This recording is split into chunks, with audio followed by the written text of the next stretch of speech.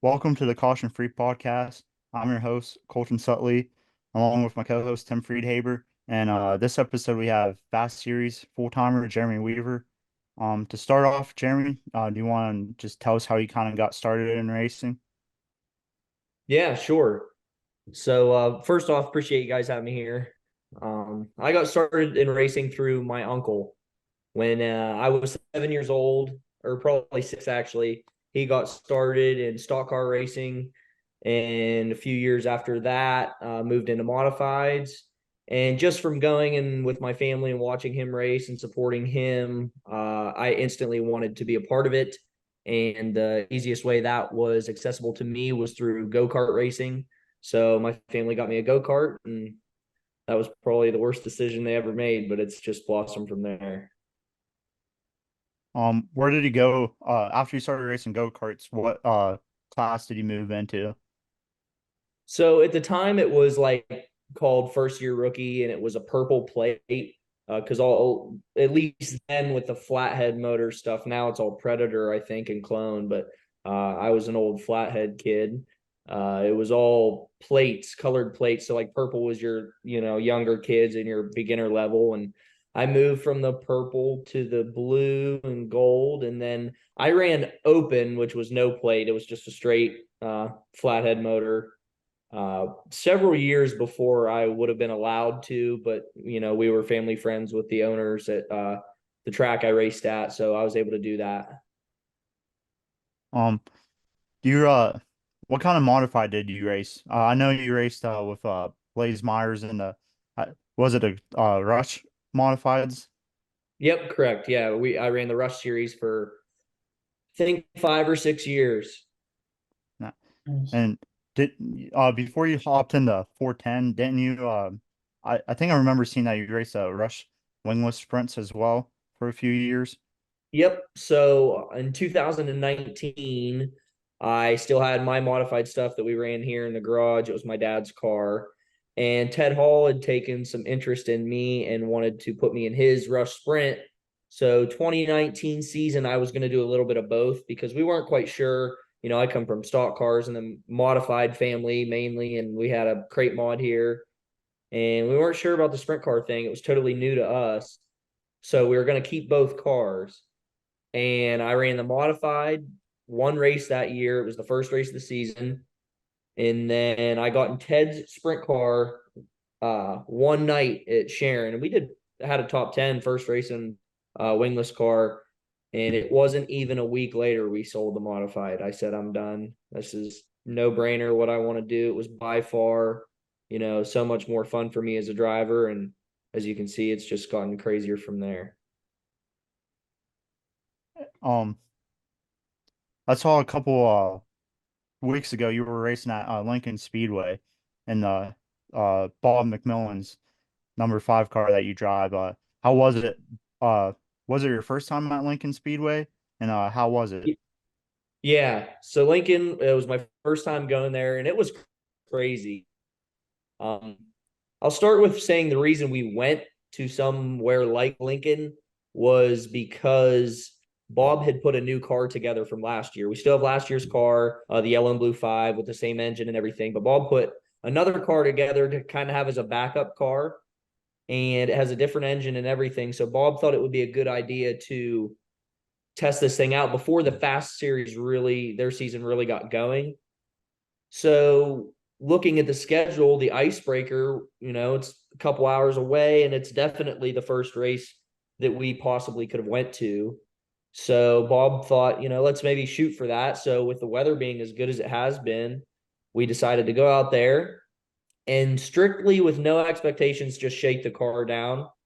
And I feel like for that being in mind, we did very well. The car ran good. We really didn't have too many issues, just some minor stuff, which makes us glad that we went there, not to go to a points race and have something silly happen. But it went good. Everybody made the show. So, at least we made that, 500 to start going out there. And I was able to race with some of the, Central PA sprint cars that you hear all about. It was a lot of fun. Yeah, and you didn't get collected in that lap 1 rack that I think there was like three cars that ended up getting on the tow hook. Yeah. Not completely collected. I was involved. I had to come in and change a right front tire because it got flattened. Kyle Moody half spun in front of me, and there was absolutely nowhere I could go. So I hit him and had to come in. And luckily, my dad and Bob were there to get me back onto the track and make the rest of the race happen. Nice. So, who are like who are some drivers that you look up to in your career? Oh, geez. More like nationally or locally or anything? Anyone? That's a tough question because there's so many, right? There's so many, talented racers from all forms. Obviously, everybody wants to be Kyle Larson, right? He was a dirt kid. Oh, I do have the answer to this question, but I'll continue going. He was a dirt kid that went national, and now he's, the best, probably one of the best race car drivers in the world. So you can't not say Kyle Larson, but I more meaningful and more realistic kind of for me, hands down, Tim Schafer. I don't know if you guys are familiar with Tim's story, but Tim was he's the 1%, the kid that didn't have anything, him and his mom, went on the road to do it themselves and really probably spent money that they absolutely did not have and just had to succeed in order to make it work. And he did. Knoxville Nationals champion, and Tim's successful even to this day, still racing sprint cars. He lives in a beautiful home that I've been fortunate enough to go to, and it's all built on sprint car racing. So that's really cool. Tim is definitely the number one guy that I look up to. How was it racing against him uh the past couple years? Yeah, it was really cool because I actually met Tim 2 or 3 years ago. I do a lot of vinyl work with my friend Chris McCool, and we were wrapping a car in Aliquippa who actually happens to be Tim Schafer's neighbor. And Tim stopped over while we were doing the car. And I'm like, it's Tim Schafer. You have to, talk to him. And so we just started talking. And he actually wanted Chris and I to come up to his house after we were done with that job. He has the crate late model, and he wanted us to look at it because it needed wrapped. So we were there for an hour, and I started talking to Tim, told him that I think at the time it was my first year in a 410, and we just sort of talked, and he had gave me some advice, and I think we exchanged phone numbers that evening, and it's just ever since then. I mean, there will be a lot of times where a week doesn't pass that I don't talk to Tim on the phone, even for hours. Like, he answers any question that I have. So I've built a great relationship with him, I feel like, and getting to race with him is even cooler, right? Because he is the Hall of Fame sprint car driver, and getting to, have him kind of behind the scenes in my stuff and then get to race with him is really cool. Yeah, I remember growing up the old World of Outlaw game from like 2002. He was on like there, and like as soon as I found out like he was a local guy, I was driving as him as much as I could. Well, him and Dale Blaney, because Dale Blaney was on the game too. But like so I can't imagine how awesome it is to race against like Dave and Dale and like Tim and Bob Felmy and like all these other local legends and even the Outlaws and the High Limit guys. Yeah. Yeah, it's really cool. That's one thing that the 410 allows you to, race with all these guys all over the place. Um, so what's your biggest racing accomplishment in your opinion? Definitely the Rush Championship in 2020.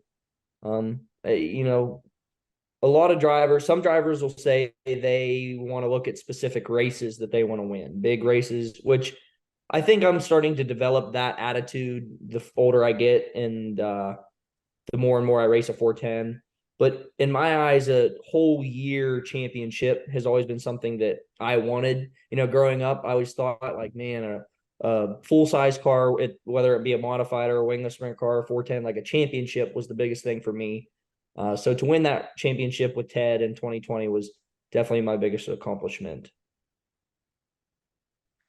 So, what is your favorite track to race at? Mm, that's tough. It was probably easier answered a year ago, but last year going on that fast tour, I saw probably 12 tracks I've never been to. Um, I have to stay close to home, and this is definitely an unpopular opinion, but I got to say Tri-City. I love that place.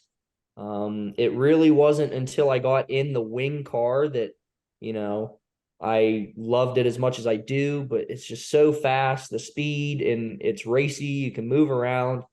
Sure, it definitely has its flaws, but it's just a fun place to race. How do you feel Um, about the new owners buying the track? I'm pretty excited, but also I'm not, I just heard that there was a couple in the process of buying the track. I've heard just like anything else, I've heard about a million and one rumors. Um, but I knew that Merle wasn't really digging it anymore. He wasn't really interested in what was going on. So for the betterment of the facility, I am glad for him and the track that it sold. So I'll be glad to get some new faces in there and hopefully get some racing because we need it in that area. yeah, so I'm hopeful, but I've seen the different owners come and go through the years, so I'm a little bit trying not to be too hopeful Right. and get my hopes up too much. But so I'm guessing some one of your bucket list tracks are probably like Port Royal and Knoxville since you like those big, fast race tracks. Yeah, I mean, definitely on the top of the bucket list is to go to Knoxville. I mean, more specifically for the Nationals. That is just such a crazy event and definitely the top, the biggest race in sprint car racing, the most historic. So Knoxville, yeah, Port Royal, that is like definitely a bucket list, but one that I think is definitely achievable. So I don't really think about that one as much because I think they have their opener next week or the following week or this week, whenever. And it wouldn't be totally out of the question for somebody like me or Bob just to load up and go. So I know I will be there eventually. Um, so other than Knoxville, what are some of the bucket list type tracks that you want to go to at some point? Knoxville, definitely Eldora. That's, and it's crazy. I've never been there because it's not even that far away. Um, Volusia, mainly for the fact that it's in Florida. I think just racing in Florida would be cool. I have raced on Charlotte, so that one's off the list. Um, can't think of any off the top of my. Oh, Lawrenceburg in Indiana. That looks like a really neat place, and I think it's one that I'll hopefully eventually get to go to, whether it be with a wing or without a wing. But Lawrenceburg, Indiana, that place seems awesome to me. So, who would you say your biggest competitor around here is? That's a touchy question because obviously your biggest competitor is somebody that you know, have to compete with. I mean you can't not say AJ Flick in the two car. It literally pains me to say that, but that it's who it is. I mean he's totally dominant in the Western PA area, and AJ is a good guy and a fierce competitor for sure. But he's the one that we all have to look to say, let's try and beat that guy. I mean, I'm racing every car that shows up in the pits. I'm there to win, and I'm not looking at one person, but biggest competitor, it would have to be AJ. Would you say Brennan Spiffhaler is your biggest one on the fast tour? Yeah, absolutely. Especially, and he's probably he's right there with AJ. Yeah. But especially on the fast side of things, because I mean, obviously he was the champion last year, and he just had a really standout year. And I really like Brandon, so I was happy for them guys to have a year like that. So yeah, he's definitely going to be one to beat again. Other than running the fast full time this year, what are some of your current plans that you have uh at the beginning of the year?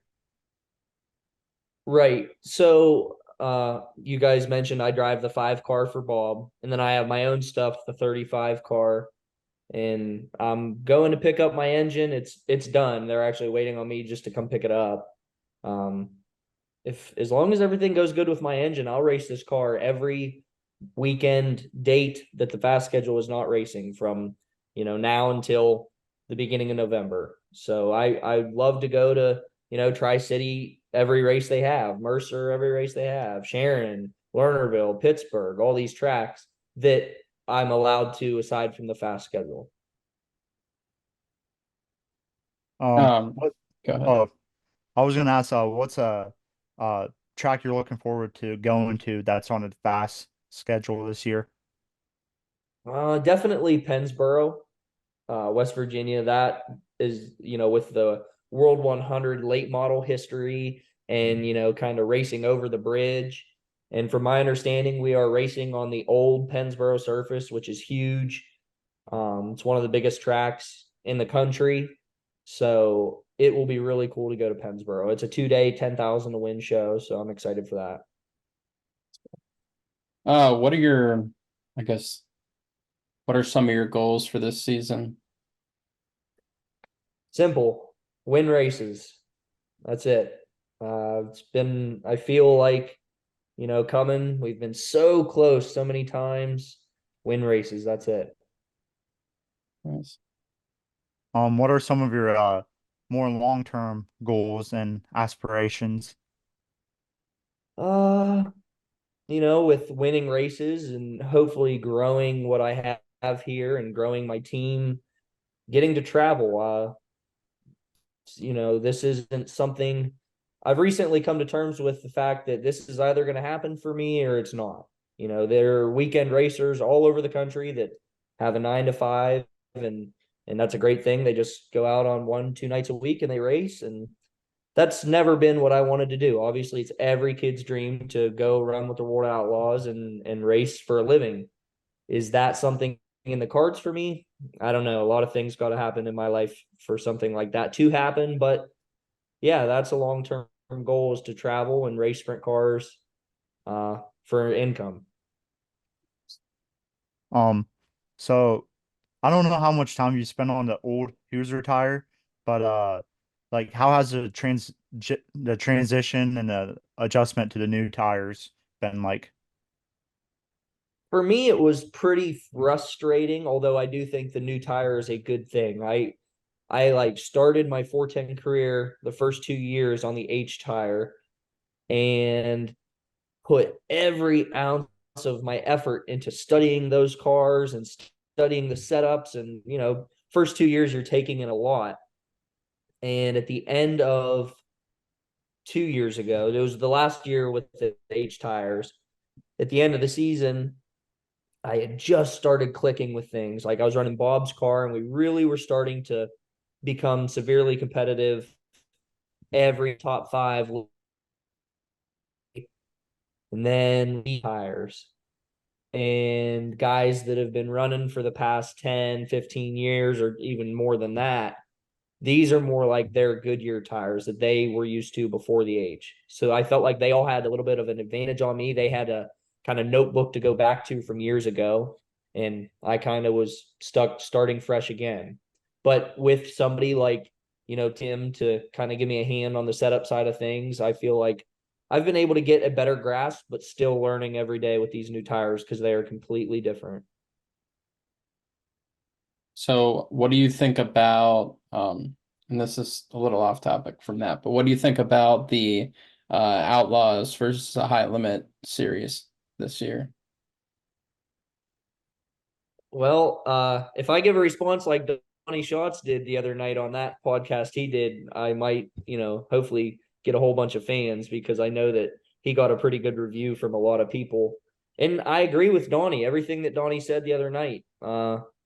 I think, I love Kyle Larson and everything that he's about, but I'm not a big fan of the high limit series, and I think it really killed a lot of local stuff. And I understand that, it is good for the 17 teams that are going to run that and the bigger teams. It's great. And it's good for the overall publicity, big picture of people noticing sprint cars. But I think that, those people, it's a small portion of the big picture. I'm not a big fan. I know from my perspective, you will not see me at any high limit shows because chances of a small name guy like myself, making the race is pretty slim because they do attract all of the big names in the country.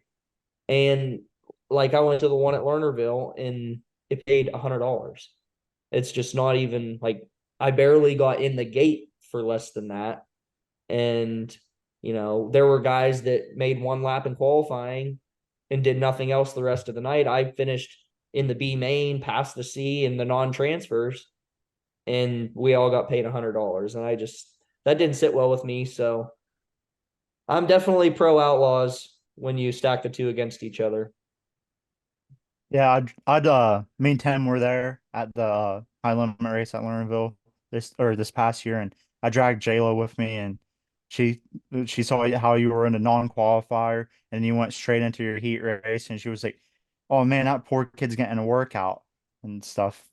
How much driving you were doing, and I mean, there was like you were literally like you went into the pits, and like 2 minutes later you were back out. Yeah, so Then I'll tell you from qualifying, I did get out after hot lap qualifying. I got out of the car and then realized we were going to be in a non-qualifier. I got in the car from the non-qualifier, and I kid you not, I did not get back out of the seat until after the B main was done and my night was over because I went from non-qualifier to my heat race straight into the the C main, transferred out of the C right into the B. I mean, I was in that car for, I think it was almost 3 hours just in the car. And like I said, made more laps there than anybody. And it was $100 for me to pack up and go home, which, I didn't, think that was right. Um, and I'm guessing uh, you work on the car too, like at the track and stuff, and that's taking a hand away from working on the car in between, like to get it ready to go back out on the track. And I imagine that threw a pretty big wrench into your guys' night. Right. Fortunately, that exact night, I had what I would call a crew. Between Bob was there, my dad, I think one of my buddies, Darren, that gives me a hand. Fellow racer Andy Kavanaugh was there to help out. So luckily that night I did have people, but there are nights that it is literally just Bob and I, and that probably wouldn't have worked out. Bob is fully capable of doing everything, but it would have just totally killed him to have to do everything by himself. Um, oh, Okay. sorry, you can So go ahead, yeah. Tim. So like what would the payout be if that show were an outlaw show? Or I guess what would the range of payout be? Right. I had the paperwork because I was looking into it and I can't tell you off the top of my head, but it's at least, I think, 225 maybe to even start the B main. Okay. Right. And then C main is even lower. Like it doesn't matter. Yeah. If you don't make the race, you're not making money. It's a loss. You have to make the race. And I understand that. I don't think I should get start money for, running a B, but at least the Outlaws have it tiered. The guy that is one spot out of the B main for the Outlaws this year is $500. I'm almost certain. Which $500, that is decent. Like you might be a low budget team, might be, even on a night like that. And then the C main might pay 120, $150 to start, but at least it's tiered. Hmm. High limit was everybody that doesn't make it $100. And I don't like that at all. Yeah. I've noticed like on like Twitter and stuff a lot, like when uh the big race at like Huset's and the Outdoor Million, about how guys were comparing the car counts to like the Knoxville Nationals, and saying it's because like it's just the payout to start isn't as good, like for the Outdoor Million and I think it's a Huset's High Bank Hustle or something like that. It's not as good as the Knoxville Nationals, and even the payout for like the B and the C and the alphabet soup that Knoxville Nationals has to do. It's just those other big races weren't as good throughout the field, and that's why they weren't getting a lot of I think there was like 60 or 70 cars at the Eldor Million, and you got like pushing like 120 at the Knoxville Nationals, and it's just they're talk about it's a payout for the field and just how important it is because like the local guys they're they kind of know they might not win, but not payout to finish 10th to 24th or even the B mains at like the big races. That's what matters. Yeah. Yeah. No, it's, especially at any point, if you want to do this successfully, you have to look at the finances of it. And I honestly treat it like a business because that's the only way it's going to work. So you have to look at the payouts. That's, what keeps us going. Um, what do you think about Ohio Speed Week, Sprint Car Speed Week? Are you looking forward to it, or are you like just kind of? I'm guessing you've never ran seven straight, or actually, I think it's like 10 straight nights in a row. So how are you looking forward to it? Yeah. Definitely looking forward to it. As far as Bob and I's view on if we're going to do it or not will strictly depend on, how things are going. If, the week before Ohio Speed Week, I've got 3 wins in the bank and we're running awesome and, we're fresh on equipment, we'll probably try and run it with the 2 cars. And even, I have stuff sitting here if we need it. If the week before Ohio Speed Week, I just, jumped my second car for the year or blew up a motor, we'll probably just do the mandatory. We have to go to 4 races to for from mandate from the fast series to keep our points. Like Aaron obviously can't force teams to run that entire speed week because for guys like Bob and I, it's not possible between getting the money to do that because the money alone is insane, and then physically the manpower. Bob and I could never do a schedule like that on our own, so we only have to run 4 mandatory shows. So that'll be the minimum we do, obviously. But I'd like to do the whole thing, but we'll see how things go. Yeah, I didn't know they were only going to make you guys do just the four. Uh, I just assumed they were going to make you do all 10, and that'd be pretty crazy. I mean, I just see about how the 5 nights of the Western PA Sprint Speed Week, how uh hard it can be on the local teams and stuff.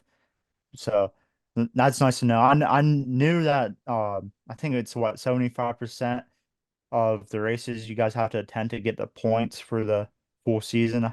I think is what I saw the other day. Yeah, the full point fund amount of money, uh, the full amount you have to run at least 75% of the shows to get that.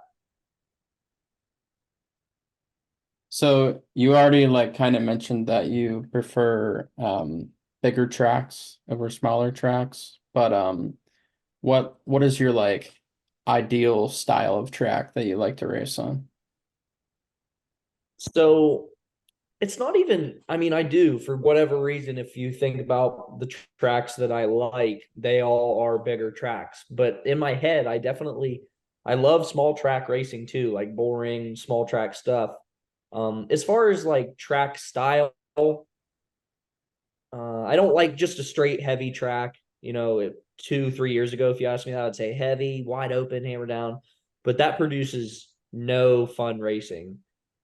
So something that has a little bit of a bottom that you can maybe finesse and be fast, slick through the middle, and up to a curb on the top. Something that produces multiple lines of racing. Definitely not dead slick. And I don't mind a rough track either, like some of the more what guys would say cowboy up stuff. I'm a fan of that. Maybe it's because I'm a little bit younger than everybody else, and that might fade as I get older. But as of right now, yeah, I don't mind something that has some character to it. Um, so earlier you said about how like you prefer the Outlaws versus High Limit, but what kind of race format do you prefer? Do you like how the All Stars used to do it, or like how the Outlaws do it? Like what kind of race night format do you prefer? I think I'm definitely used to the old All Star format because I ran more All Star races. I've only ran one Outlaw show, and basically what the Fast Series does too. how they invert the field. I think that's definitely played in my favor a lot of times. So maybe that's why I like it.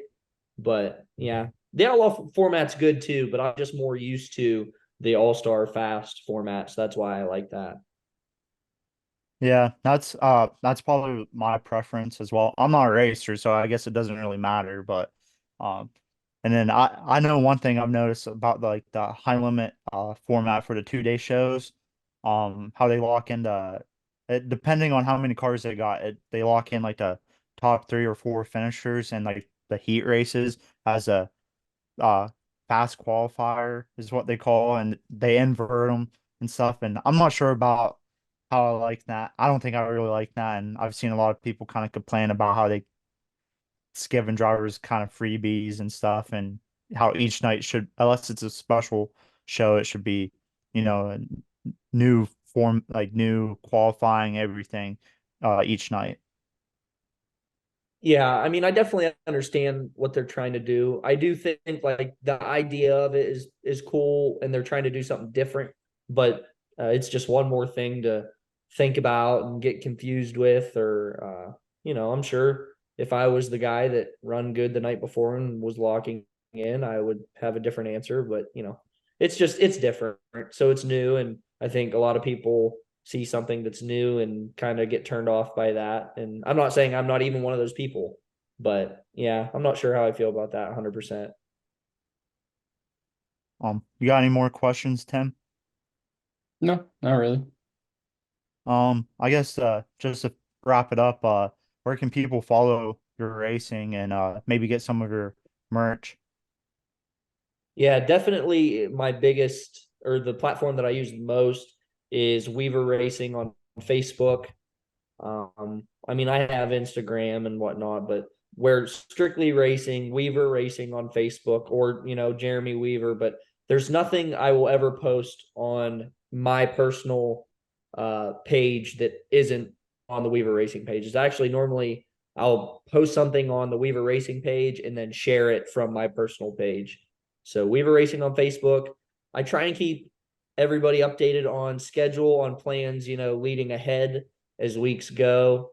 Definitely nightly recaps, anything that you want to know, if there is merchandise to be sold, if I have it at the track, if I don't, just updates. I do giveaways every now and again, and things like this, talking to you guys, will definitely make that known on there. It's just a place for me to let everybody know what's going on and shout out everybody that helps me get through what I do. So Weaver Racing on Facebook, give it a like.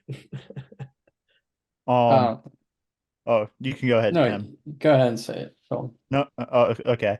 Uh, well, I guess this is a chance for you to shout out some of your sponsors and anyone else that you want to that helped you. Right. Debating whether I should try and or thank you everybody. No, definitely the Hubler family, H&H Materials, Slippery Rock Materials. Without them, I wouldn't even be close to where I'm at today.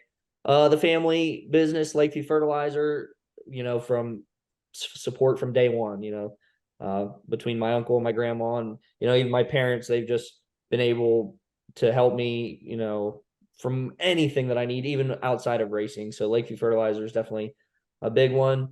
Polypro installation was new last year. So Mike and Steph, I appreciate them coming on board, and they're going to be back. So I'm excited about that. J&J Sours here in Sandy Lake. This is their 16th season with me. So I'm super pumped to have them back. I got to look. I got to do a turn. The Shea family. I raced with Justin, and he runs a big block now, and his son Aiden's in the go-karts. So super pumped to see what those guys do this year, and glad to have them back on board this year. Shago Real Estate, Josh Baytall. He was new last year, and we got him back this year, so I'm pumped. Big Dog RC right here in Stoneboro for all your remote control car racing needs. Definitely a cool place to go. Todd Heckman Lawn Care is new this year. I'm pumped to have him back. Obviously, got to talk about Bob McMillan. Even aside from getting to drive his stuff, he is a huge supporter, even with my stuff here in this garage. He's if there was something that I need, he's definitely willing to let me, use that. So Bob, he's huge. Wouldn't be where I'm at with him. I wouldn't have raced a single lap last year if it wasn't for Bob. McCool's Signs and Graphics, Slippery Rock Sportswear. Chris, he's one of my best friends. I work with him wrapping race cars, and he does a ton for me. So the whole McCool family, I can't thank them enough for really getting me where I'm at. One more turnaround here. Oh, I absolutely Supreme Manufacturing here, just down the road. All right, you're gonna get me in trouble, but I think I got them all. I don't know. I'm sure I forgot. Um, I guess one more question, and it's just how excited are you for March 16th for the Fast Series opener at PPMS? I'm freaking pumped. It's been a long winter. Not really. It's actually been pretty nice weather if you think about it. I'm just ready to get back in the car. Even though we did run last week at Lincoln, I can't get enough. So the sooner that day can come, I'm praying for good weather. And I hear some big names going to be in the area since, it's one of the only things going on. I'm excited. See what we can do, especially to start our fast season now that I know what it's all about and kind of know what to expect. And obviously we're, chasing the points championship. So that has to start right off the bat with a good note. So a little bit of pressure, but we're just going to go and do the best we can and let the cards fall into place. Well, thanks for coming on, and wish you the best of luck this year. Yeah, appreciate it. Thank you guys for having me. I'm Yeah. glad that I could be a part of this.